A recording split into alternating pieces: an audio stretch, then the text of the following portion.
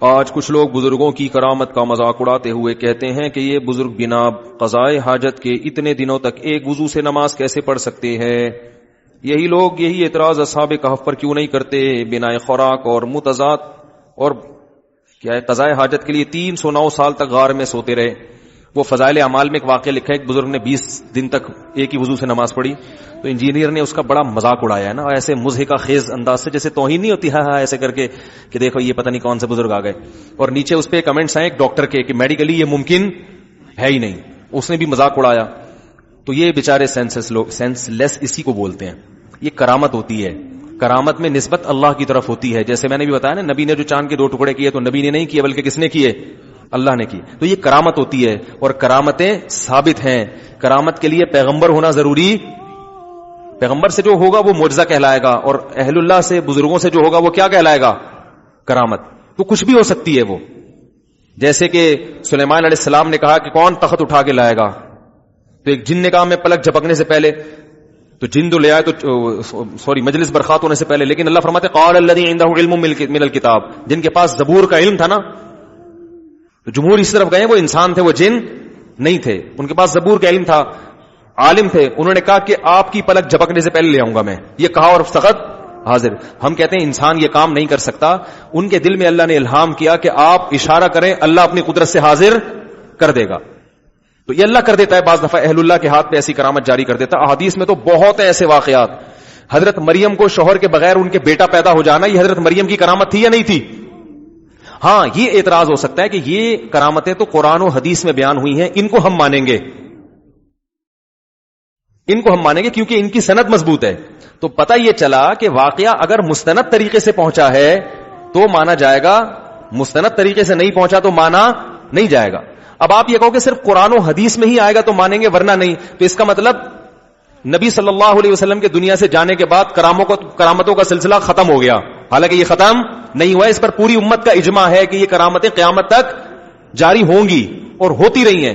اللہ کی قسم، میں نے شہید کے خون کی خوشبو اپنی ناک سے سونگھی ہے، ایک نہیں 3 یا 4 شہیدوں کے خون کی خوشبو میں نے اپنی ناک سے سونگھی. شہادت ہوئی اور خون سے خوشبو پھوٹ پڑی. اب میں یہ واقعہ ممبر پہ بیان کروں اور کوئی نیچے کمنٹس کرے، کوئی ہنسے ہاں ہاں ان کے دیکھو خون میں تو بدبو ہوتی ہے اور یہ ہوتا ہے اور یہ دیکھو چھوڑ رہے ہیں، لوگوں کو الو بنا رہے ہیں، اور نیچے کسی ڈاکٹر کے کمنٹس ہو، انجینئر کے کلپ کے کہ میڈیکلی یہ ممکن نہیں ہے، تو وہ پاگل ہونے کا سرٹیفکیٹ خود دے رہا ہے کہ میں بہت بڑا پاگل ہوں، مجھے یہ بھی نہیں پتا کہ یہ کرامت بیان کر رہا ہے، یہ میڈیکل سائنس کی رپورٹیں نہیں پیش کر رہا ہے یہاں پہ. تو یہ کرامت ہے، اور یہ صرف ہم نہیں کہتے، غیر مسلم نے بھی مانتے ہیں، غیر مسلمین بھی. ایک دفعہ یہ جو ریڈ کراس والوں کی رپورٹ میں نے خود پڑھی، اس رپورٹ میں یہ تھا کہ ہم نے کچھ شہداء کی لاشیں دیکھی جو کئی دن ہو گئے مگر وہ خراب نہیں ہوئی اور ان کے خون میں بھی خوشبو تھی. لیکن وہ ریڈ کراس کی ویب سائٹ پہ بہت چھوٹی سی خبر لگی تھی، انہوں نے کہا ہم ان کی خوراکوں پہ غور کر رہے ہیں کہ کیا کھاتے ہیں جس سے ان کا باڈی خراب نہیں. حالانکہ میڈیکلی یہ ممکن ہے کہ ایک آدمی مر جائے اور باڈی اتنے دنوں تک سلامت رہے. ہاں، سارا پانی اس کا خشک کر لو تو ایک الگ بات ہے، لیکن نارمل باڈی سلامت نہیں رہتی. تو ایسے ہی میرے بھائی کئی دنوں تک ایک ہی وضو سے نماز پڑھنا یہ بھی کرامت ہے. اس میں یہ اشکال ہوگا کہ یہ مستند طریقے سے کوئی اس کی اوتھینٹک ہے، یہ بیٹھ کے بس چھوڑنا شروع، بعض لوگ چھوڑو بھی ہوتے ہیں نا، یہ ہو گیا وہ ہو گیا، بھائی کہاں کہ اس کی دلیل کیا ہے؟ تو فضائل اعمال میں اس کی دلیل وہ کتاب ہے جس کے حوالے سے وہ واقعہ نقل ہے. تو اس کتاب کا مصنف اگر قابل اعتماد ہے تو ہم اس واقعے کو مستند کہیں گے، اور مصنف اگر قابل اعتماد نہیں ہے تو وہ واقعہ مستند نہیں ہے. سمجھ رہے؟ اب جیسے میں نے یہ کہا کہ میں نے شہداء کے خون کی خوشبو اپنی ناک سے سونگھی ہے، تو جو آدمی مجھے سچا سمجھتا ہے وہ کہتا ہے مفتی صاحب 2019 کے رمضان میں تراویح کے بعد ممبر پہ بیٹھ کے اتنا بڑا جھوٹ نہیں بول سکتے. تو اس کی نظر میں یہ واقعہ کیا ہے؟ مستند ہے، اور یہ آگے لوگوں کو سنا بھی سکتا ہے. ہاں، جو سمجھتا ہے کہ یہ چھوڑو ہیں تو وہ نا یقین کرے. تو اگر آپ سمجھتے ہیں کہ شیخ الحدیث مولانا زکریا رحمۃ اللہ علیہ معاذ اللہ کذاب تھے، جھوٹے تھے، اور یہ سچا ہے، جو پروفیسر انجینئر آج بیٹھے ہوئے ہیں وہ شیخ الحدیث ہو کے بھی سچ نہیں بولتے تھے، جن کی کتاب کو اللہ نے پوری دنیا میں پھیلا دیا، اور اللہ نے میرے والد صاحب نے شیخ الحدیث مولانا زکریا کے پاس وقت گزارا ہے، انہوں نے ان کے پاس وقت گزارا ہے، وہ مجھے بتایا کرتے تھے کہ وہ کیسے تھے.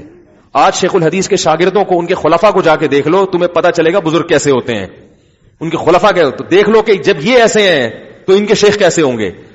تو اگر شیخ الحدیث جھوٹے تھے معاذ اللہ تو ہم کہیں گے یہ واقعہ مستند نہیں ہے، قصے کہانی ہے. یا شیخ الحدیث نے جس کتاب سے نقل کیا اس کتاب کے مؤلف پر اگر الزامات لگے ہیں جھوٹا، جیسے حدیثوں میں جو راوی ہوتا ہے نا اس پہ الزامات لگتے ہیں کہ یہ راوی کذاب تھا، تو پھر وہ حدیث مستند نہیں رہتی. ایسے ہی اگر اس کتاب کے مؤلف جس نے وہ واقعہ بیان کیا، وہ مؤلف پر اگر جھوٹ کا الزام لگ چکا ہے تو بھی یہ واقعہ کیا ہے؟ غیر مستند. انجینئر نے نہ اس کتاب کے مؤلف پر بحث کی کہ وہ جھوٹ بولتے تھے معاذ اللہ، اور نہ شیخ الحدیث کو جھوٹا قرار دیا.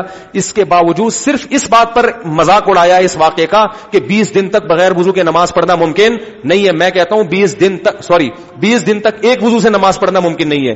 میں کہتا ہوں 20 دن تک ایک وضو سے نماز پڑھنا اتنا عقل سے بعید نہیں ہے جتنا حضرت مریم کا بغیر شوہر کے بیٹا ہو جانا.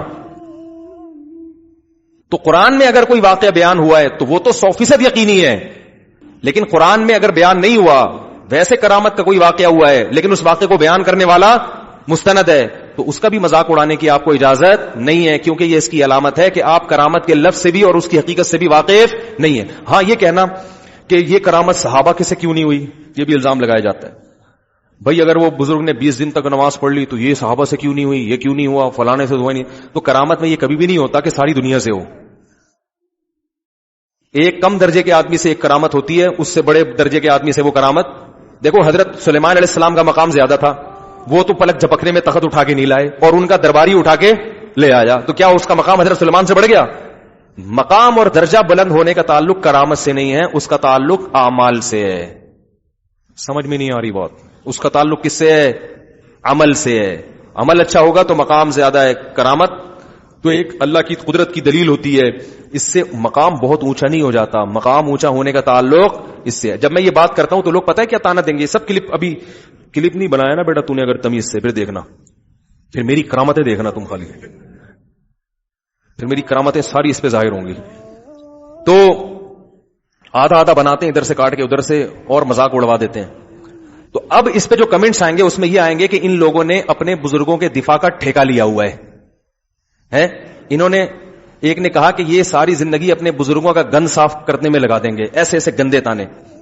بات یہ ہے کہ آپ جس کا بیان سن کے فضائل اعمال کا مذاق اڑا رہے ہو نا، اور ان دلائل کے بعد بھی آپ مذاق اڑانا نہیں چھوڑتے، اس کا مطلب آپ نے انجینئر کے گند صاف کرنے کا ٹھیکہ لیا ہوا ہے. نہیں آ رہی بات؟ میرا خیال ہے آپ شخصیت پرست ہو، کیونکہ میں اگر فضائل اعمال کا دفاع کر رہا ہوں اس کرامت میں تو صرف فضائل اعمال کا نہیں، ہزاروں مؤلفین مصنفین جنہوں نے اپنی کتابوں میں کرامت کے واقعے لکھے ہوئے ہیں. کیونکہ اگر اس بیس پر آپ فضائل اعمال کا مذاق اڑاتے ہو تو صرف ایک فضائل اعمال زد میں نہیں آتی. ابن قیم نے کئی واقعات لکھے ہیں، عرب کے سلفی علماء نے کئی واقعات لکھے ہیں اپنی کتابوں میں، ابن حجر نے لکھے ہیں، علامہ نووی نے لکھے ہیں، امام بخاری کے ساتھ بھی کرامتیں ہوئی ہیں، امام مسلم کے ساتھ بھی کرامتیں ہوئی ہیں. آپ سب کی نفی کر رہے ہو اور ایک انجینئر کا دفاع کر رہے ہو. اس کے باوجود آپ شخصیت پرست پھر بھی نہیں بن رہے، اور ہمیں کیا کہہ رہے ہو؟ ہم کیا ہیں؟ شخصیت پرست. تو اس میں مجھے ایک شاعر کا شعر آتا ہے، وہ قتل بھی کرتے ہیں تو چرچا نہیں ہوتا، ہم آہ بھی کرتے ہیں تو ہو جاتے ہیں بدنام. وہ کہہ رہے ہیں وہ کمبخت ہمیں آگے مار کے قتل کر کے چلا گیا، بدنام نہیں ہے. اور جب وہ ہمیں مار رہا تھا ہم نے کہا اوئی کیوں مار رہا ہے، تو لوگ ہمیں بدنام کر رہے ہیں، دیکھو چیخ رہا ہے. بھائی یہ ہے آج کل مارکیٹ میں یہ چل رہا ہے. تو اللہ ہدایت ان فتنوں سے ہماری حفاظت فرمائے. اپنی کرامتیں وہ بڑے مزے سے بیان کرتے ہیں، قرآن کھول کر دیکھو جو میں سوچ رہا تھا وہی آیت سامنے آ گئی. یہ کرامت نہیں تو اور کیا ہے. مفتی صاحب میرے امتحان عید کے بعد ہیں اور مجھے اس کا تذکرہ نہ کیا کرو، پھر میں طبیعت سے دھونے لگا ہوں. آج کل میں طبیعت سے کیا کرنے لگا، تو رمضان اچھا گزرنے دو اس کا، ٹھیک ہے نا، اچھا گزرنے دو. مفتی صاحب میرے امتحان عید کے بعد ہیں اور میرا اعتکاف میں بیٹھنے کا بھی، اللہ اس کو توبہ کی توفیق عطا فرمائے. ہمیں کسی کی ذات کو ذلیل کرنے کا شوق نہیں ہے، شاید اچھا آدمی ہو، ہم سے اچھا ہی ہو، لیکن اپنی صلاحیتوں کو برباد کر رہا ہے. اللہ اس سے کوئی دین کی خدمت لے لے، کوئی اچھا کام لے لے، امت میں حقیقی معنوں میں جوڑ کا کام لے لے. جوڑ کا لفظ استعمال کرنے سے جوڑ نہیں ہوتا، جوڑ کی کام کرنے سے جوڑ ہوتا ہے. کام بھی اللہ جوڑ کی توفیق عطا فرمائے. اس رمضان میں سچی مچی کی توبہ کی اللہ توفیق عطا فرما دے. میرا ارادہ کبھی ملاقات ہوئی تو انشاءاللہ بغلگیر ہو کے میں محبت سے بھی کچھ باتیں سمجھاؤں گا کہ یار ہلکا ہاتھ رکھ، کبھی آیا کرو بیٹھ جایا کرو. ابھی تو فی الحال دھلائی میں لگے ہوئے ہیں.